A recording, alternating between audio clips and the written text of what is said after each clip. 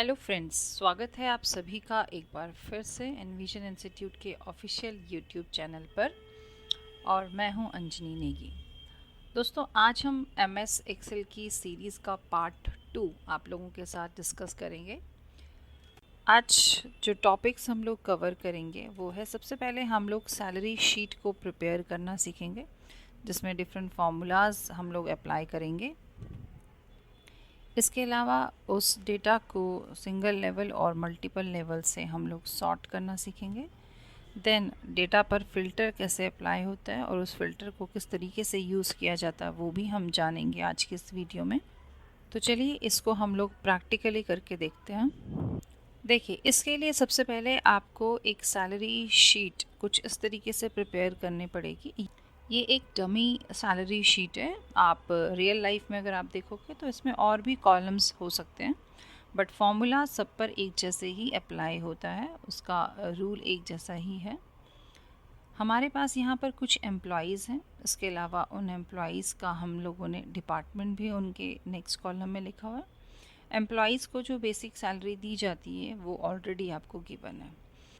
Company में employees को different allowances दिए जाते हैं। कुछ फिक्स परसेंटेज से होते हैं, कुछ वेरी करते हैं पर्सन टू पर्सन, और कुछ फिक्स्ड अमाउंट से भी हो सकते हैं। फॉर एग्ज़ाम्पल, हम लोग अपने एम्प्लॉयज़ को HRA दे रहे हैं, that is house rent allowance दे रहे हैं, उनकी बेसिक सैलरी का 30%। तो दिस इज़ वेरी सिंपल। हमें एक फॉर्मूला यहाँ पर अप्लाई करना है कि बेसिक सैलरी का 30% यहाँ पर आ जाए। तो आप यहाँ पर क्लिक करोगे सिंपली, और आपको लास्ट वीडियो में भी जैसे बताया था कि एक्सेल में जितने भी फॉर्मूला स्टार्ट होते हैं वो सभी इक्वल्स टू से स्टार्ट होते हैं। तो आप इक्वल्स टू कीजिए यहाँ पर प्रेस, बेसिक सैलरी को सेलेक्ट कीजिए, मल्टीप्लाई, जितना भी आप परसेंटेज देना चाहते हैं वो आप लिख लीजिए यहाँ पर, देन परसेंटेज का साइन आप दे दीजिए, एंटर। ये आ गया।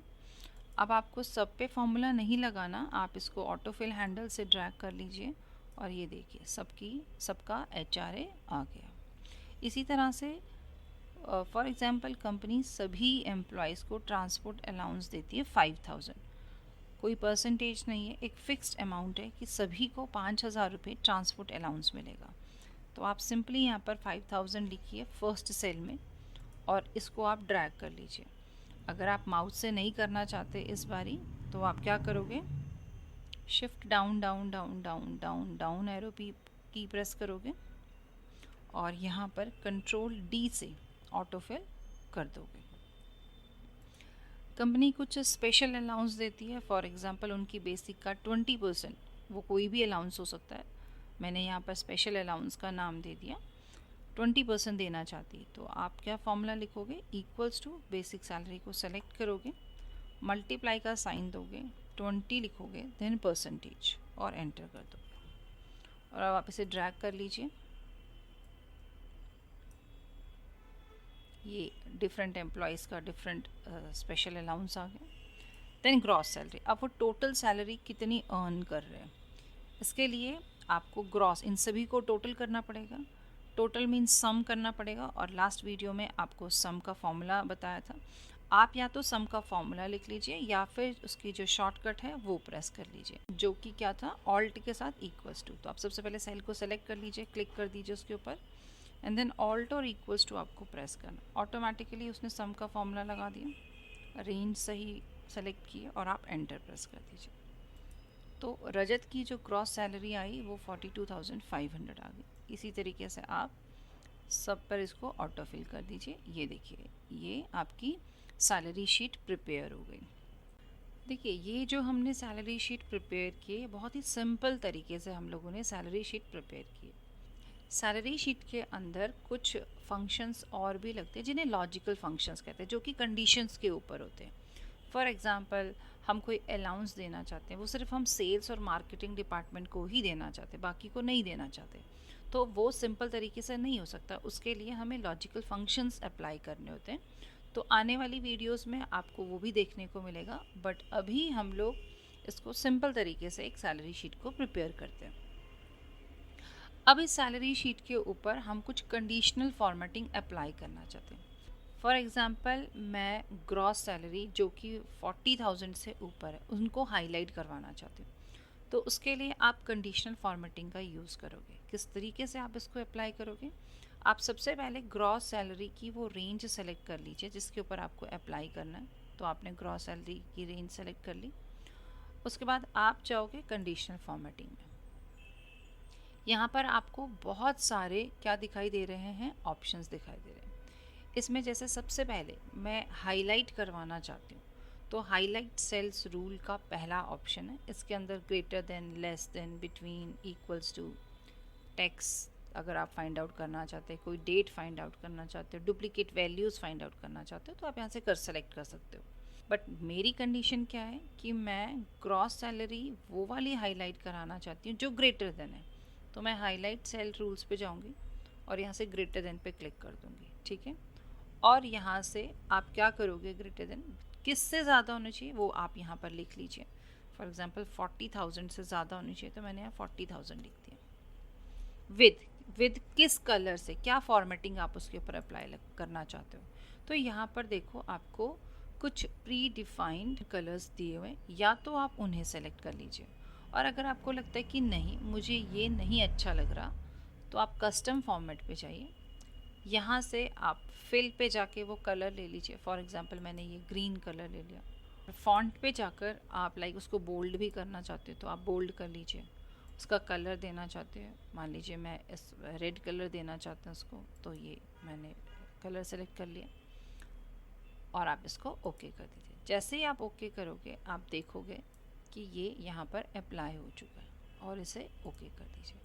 तो आपकी जो कंडीशन थी उस कंडीशन के अकॉर्डिंग ये वाली रेंज फॉर्मेट हो चुकी है। इसी तरीके से आप बाकी ऑप्शंस को भी यहाँ से ट्राई कर सकते हो। ये कंडीशन फॉर्मेटिंग के ऑप्शंस हैं।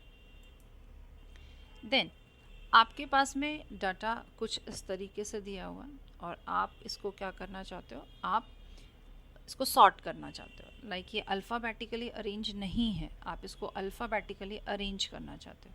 तो आप इसके लिए सबसे पहले अपने टेबल को सेलेक्ट करोगे, होल टेबल को विद योर हेडिंग्स, और यहीं पर होम टैब पर लास्ट में आपको एक ऑप्शन दिखाई देता है सॉर्ट एंड फिल्टर। आप इस पर चले जाइए। यहाँ पर सॉर्ट बिल्कुल बाहर ही आपको दिखाई दे रहा है, सॉर्ट A to Z और Z to A। आप A to Z पे क्लिक करोगे तो आप देखो ये अल्फ़ाबेटिकली अरेंज हो गया A to Z में, और इसी तरीके से आप Z to A करोगे तो ये Z to A अरेंज हो जाएगा। सेम इसी चीज़ को आप कस्टम सॉर्ट में जाकर भी कर सकते थे। लाइक सॉर्ट बाय, आपके टेबल के ऊपर हेडिंग है तो आपने यहाँ पर टिक करना है ऑप्शन को, my data has headers. Sort by, आप किसके अकॉर्डिंग सॉर्ट करना चाहते हो? नेम के अकॉर्डिंग, तो आप नेम ले लीजिए यहाँ से, राइट। और उसके ऊपर आपका जो वैल्यूज़ हैं वो वैल्यूज़ ही रहने दीजिए। ऑर्डर अगेन वही A to Z या Z to A करना चाहते हो। मैं A to Z करना चाहती हूँ, ओके।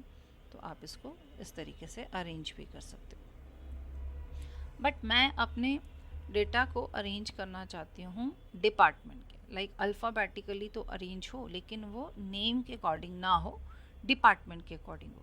तो उसके लिए आप सॉर्ट पे जाओगे, आप बाहर से नहीं सॉर्ट कर सकते। अब आपको कहाँ जाना पड़ेगा? कस्टम सॉर्ट पे जाना पड़ेगा, और यहाँ से आप सॉर्ट बाय कॉलम सेलेक्ट कीजिए। कौन सा कॉलम है आपका? डिपार्टमेंट का। डिपार्टमेंट में अगेन ऑर्डर आप A to Z ले लीजिए या Z to A ले लीजिए। मैंने इसको ओके कर दिया। ये इस तरीके से अरेंज हो जाएगा, ठीक है। ये था सिंगल लेवल जिसमें आप सिर्फ पर्टिकुलर एक ही कॉलम के अकॉर्डिंग डाटा को अरेंज कर रहे हो। अब देखिए, अगर आप अरेंज करना चाहते हो डाटा को किसके अकॉर्डिंग? डिपार्टमेंट तो आप अल्फ़ाबेटिकली अरेंज करना चाहते हो, लेकिन जो नेम है, जैसे यहाँ पर तो ऑटोमेटिकली अल्फ़ाबेटिकली आ रहा है। लाइक अकाउंट्स के अगर मेरे पास 3 एम्प्लॉइज़ हैं तो ये तीनों ही आ रहे, तो पहले M आ रहा है, फिर R नेम से आ रहा है, फिर S नेम से, तो ये ऑटोमेटिकली अल्फ़ाबेटिकली अरेंज है। बट मान लीजिए अरेंज ना होते, या फिर आप इनको ऐसे नहीं चाहते, आप चाहते हो अकाउंट्स के तो आए लेकिन पहले सेजल आए, फिर रजत आए, फिर money means Z to A वाले फॉर्मेट में आए। तो इसके लिए आप अपने डाटा को सेलेक्ट कीजिए। आप सॉर्ट एंड फिल्टर पे जाओगे, कस्टम पे जाओगे। सबसे पहले तो आपने क्या कर दिया कि पहले जो आपकी फ़र्स्ट कंडीशन वो है वो ये है कि आप डिपार्टमेंट के अकॉर्डिंग क्या करना चाहते हो, उसको सॉर्ट करना चाहते हो, तो आपने कर दिया। फिर आप एक लेवल और ऐड कीजिए कि देन बाय, देन आप सेकंड कंडीशन क्या देना चाहते हो कि नेम। अभी नेम आपके ऑटोमेटिकली ए टू जेड में, आप उस नेम को अरेंज कर दीजिए जेड टू ए में। और अब आप देखो यहाँ पर आपने 2 लेवल लगा दिए। फर्स्ट वो पहले किसके अकॉर्डिंग सॉर्ट करेगा, डिपार्टमेंट के अकॉर्डिंग, और फिर उस डिपार्टमेंट के अंदर भी वो सॉर्टिंग करेगा नेम बट Z2A फॉर्मेट में। ओके करोगे। अब आप देखिए, तो ये फर्स्ट लेवल लगा और उसी के अंदर हम लोगों ने क्या कर दिया, सेकंड लेवल लगा दिया। इस तरीके से आप मल्टीपल लेवल से भी सॉर्टिंग कर सकते हो। देन आपने सेलेक्ट किया अपने डाटा को, और आप इस डाटा पे क्या करना चाहते हो, फ़िल्टर लगाना चाहते हो। वैसे फ़िल्टर की शॉर्टकट भी होती है Ctrl+Shift+L, आप देख सकते हो। अदरवाइज़ आप फ़िल्टर पे क्लिक कीजिए। इस पर छोटे छोटे से ये बटन्स लग जाते हैं, ये बटन्स रिप्रेजेंट करते हैं फ़िल्टर को। आप अपने पूरा डाटा में से सिर्फ मार्केटिंग और सेल्स वाले पर्सनस को ही देखना चाहते हो, तो यहाँ से आप डिपार्टमेंट वाले फ़िल्टर बटन पे जाओगे, इस पर क्लिक करोगे। अभी सेलेक्ट ऑल टिक है, आप इसको अनटिक कर दीजिए, और आपको जो भी डिपार्टमेंट देखना है, लाइक आपको सिर्फ मार्केटिंग के देखने हैं एम्प्लॉयज़, तो आप मार्केटिंग पे टिक कर दीजिए और ओके कर दीजिए। तो आप देखो यहाँ पर सिर्फ आपको कौन एम्प्लॉयज़ दिखाई दे रहे हैं, जो मार्केटिंग डिपार्टमेंट के होंगे। और आप देखोगे कि आपका जो फ़िल्टर बटन है डिपार्टमेंट का, वो थोड़ा सा डिफरेंट है अदर्स के कंपैरिजन में। तो आप इसको, इसका मीन्स इस पर आपने फ़िल्टर अप्लाई कर रखा है। आप इसी बटन पे क्लिक कीजिए, और यहाँ से अगर आप फ़िल्टर हटाना चाहते हो तो ये देखिए, ये रेड कलर का मार्कर है, आप इसको क्लियर कर दीजिए, ये वापस से आ जाएगा। राइट, सेम यहाँ से आप इसको, यहाँ से भी फ़िल्टर लगा कर भी आप इसको अल्फ़ाबेटिकली अरेंज कर सकते थे, असेंडिंग ऑर्डर में या फिर डिसेंडिंग ऑर्डर में। ये फ़िल्टर बहुत ज़्यादा यूज़फुल होता है आपके एक्सेल में। अब मान लीजिए मैं ये देखना चाहती हूँ कि जिन लोगों की बेसिक 25,000 से ऊपर है, वो ही सिर्फ एम्प्लॉयज़ मेरे को शो हो।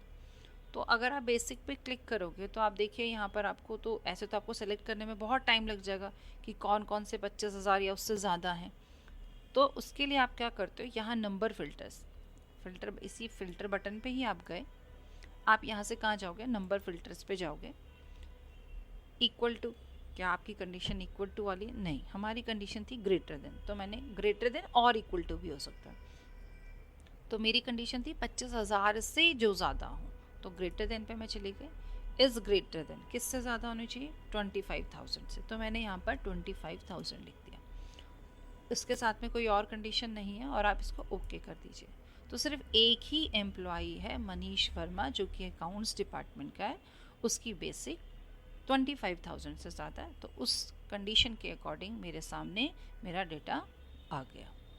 हटाना है अगेन आपको, आप इस पर क्लिक कर लीजिए और यहाँ से क्लियर फ़िल्टर पर क्लिक कर दीजिए, तो वापस से आपका डाटा आ गया।